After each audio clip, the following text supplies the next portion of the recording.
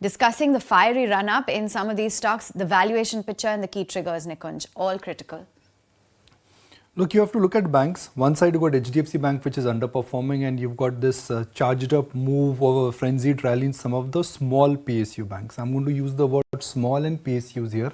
PNB is not small, but it also has seen a fiery run-up. So let's focus on UCO Bank and Central Bank and some other banks from the small banking, from the small cap PSU banking space. You can throw in, let's say, Bank of Maharashtra. You can throw in a BOI. So there are a lot of banks which within the small PSU banking space have been on a tear. But why am I saying but? Now, on an average, these stocks have seen 12 to 15% move on Monday. Now, focus on the yellow column. This is the free float.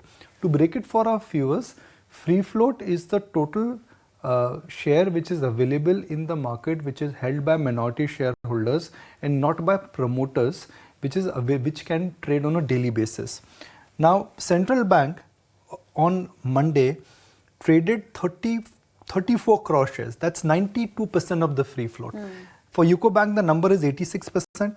For Punjab and Sindh Bank, the number is 85%. Now, what is unique about this?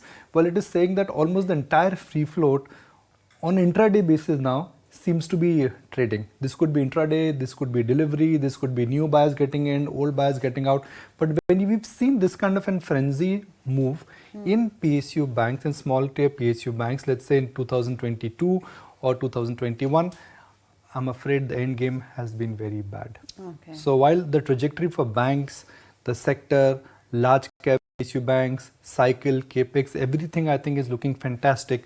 But the price action in some of the small tier PSU banks is something which you just need to be a bit careful of. I'm not saying it's a red light. I'm not saying the sector bull run is over. All I'm saying is that when you're buying some of these stocks only for price and momentum after the recent run up in these small PSU banks, you could ask yourself why, understand risks, and if you can manage risk, well, then might as well. Okay, there you have it. The devil is in the detail, and that's one critical point that we're flagging off, Aisha, when it comes to the PSU banks. Well, yeah, absolutely.